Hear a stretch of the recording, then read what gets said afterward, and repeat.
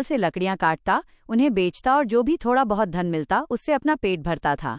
माधो के जीवन का एक ही सहारा थे उसके लाडले कान्हा जी।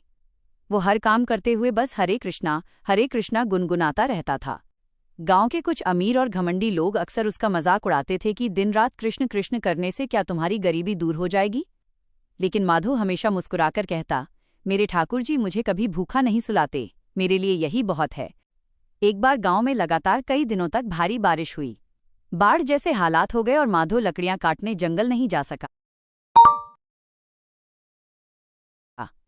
2 दिन तक उसने भूखे पेट रहकर जैसे तैसे वक्त काटा। तीसरे दिन उसके घर में सिर्फ एक मुट्ठी बाजरा और थोड़ी सी दाल बची थी।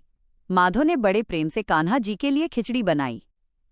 खिचड़ी पकने के बाद उसने पहले उसे कान्हा जी की छोटी सी मूर्ति के सामने रखा और आंखें बंद करके रुआं मन से बोला, प्रभु, आज मेरे पास आपको 56 भोग खिलाने के लिए कुछ नहीं है, ये सूखी खिचड़ी ही स्वीकार कर लो। तभी दरवाजे पर दस्तक हुई। माधो ने दरवाजा खोला तो देखा कि बाहर बारिश में भीगा हुआ एक छोटा सा ग्वाला बालक खड़ा था। वह भूख से कांप रहा था। माधो का दिल पिघल गया।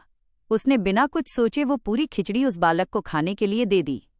बालक ने बड़े चाव से खिचड़ी खाई और मुस्कुराते हुए वहां से चला गया। अगली सुबह जब बारिश रुकी और धूप निकली तो माधो अपनी कुटिया से बाहर आया। उसने देखा कि उसके आंगन में सूखी लकड़ियों के ढेर की जगह कीमती चंदन की लकड़ियां और अनाज से भरी बोरियां रखी थीं। जब उसने मंदिर के अंदर जाकर देखा तो कान्हा जी की मूर्ति के होठों पर खिचड़ी का एक दाना लगा हुआ था।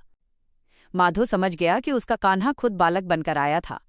ये देखकर गांव के लोग हैरान रह गए और उन्होंने माना कि सच्चे भक्त की पुकार भगवान कभी अनसुनी नहीं करते।